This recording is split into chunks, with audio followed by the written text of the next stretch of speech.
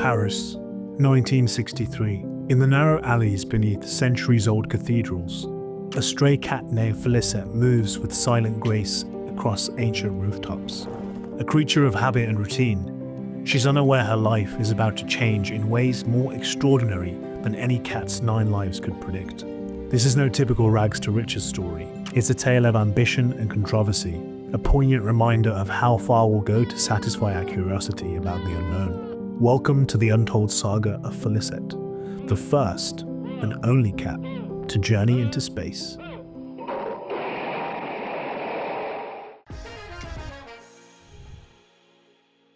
In the 1960s, the world was caught in an interplanetary fever known as the space race.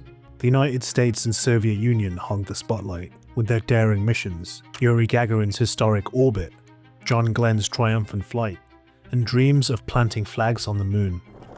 Meanwhile, far from the global spotlight, France was quietly kindling its own cosmic aspirations. In 1961, it established the Centre National d'Études Spatiales, or CNES, determined to carve its name in the firmament of space exploration. But instead of training human astronauts or sending chimpanzees, CNES had a different kind of pioneer in mind.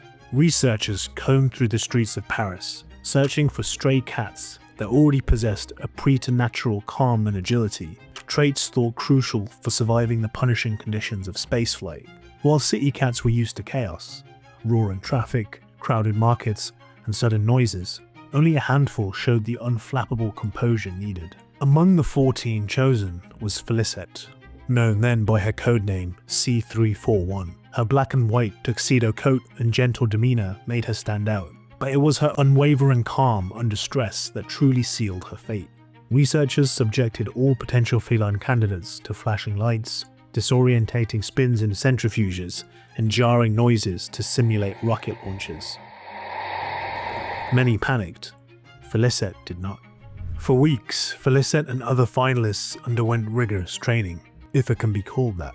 Electrodes were surgically implanted into their skulls to monitor brain activity, and their responses to sudden acceleration, loud sounds, and isolation were meticulously recorded. Each session pushed the boundaries of ethical science, yet every new test promised groundbreaking data for humanity's quest beyond Earth's atmosphere.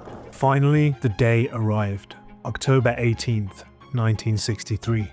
At a remote launch pad in the Sahara Desert, a Véronique AG1 sounding rocket stood poised against the cloudless sky.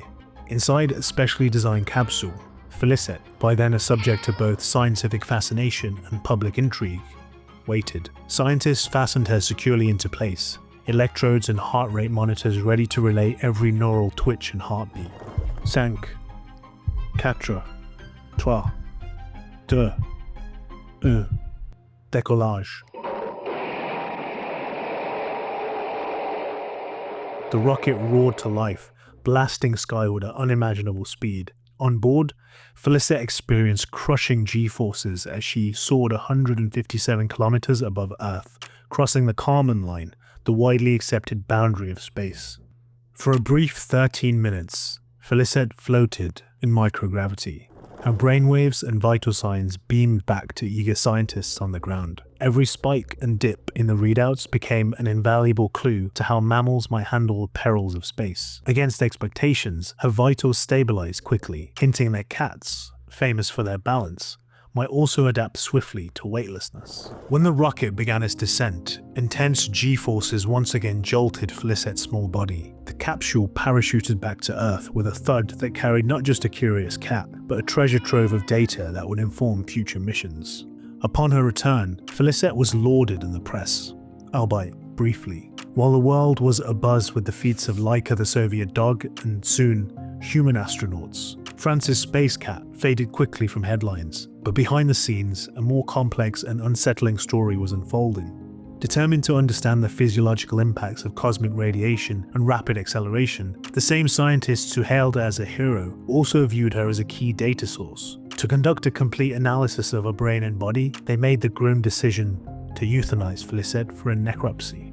The ethics of such experiments ignited immediate criticism. Was the value of the data worth the life of this innocent creature? And how many others, animal and human, were paying a steep price in this race for scientific glory. For decades, Félicette's name lingered only in the footnotes of space history, overshadowed by more publicized missions. Former French colonies such as Comoros, Chad, and Niger issued postage stamps in her honor, albeit mistakenly naming her Felix. It was only in 2017 that a group of dedicated enthusiasts decided her story deserved better. Through Kickstarter crowdfunding, they commissioned a bronze statue, now on display at the International Space University in Strasbourg. The sculptor, Gil Parker, said, "It's crazy to think a video I put online almost 2.5 years ago has resulted in this. The internet's an alright place sometimes." This memorial stands not just as a tribute to one brave feline, but as a reminder of the ethical complexities behind exploration.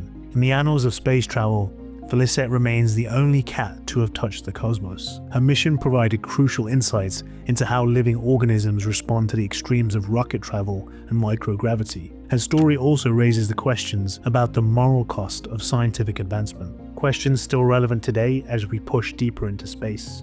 So the next time you gaze up at the night sky, remember Félicette, the stray cat whose improbable journey tore across the heavens, leaving paw prints on the doorway to our final frontier.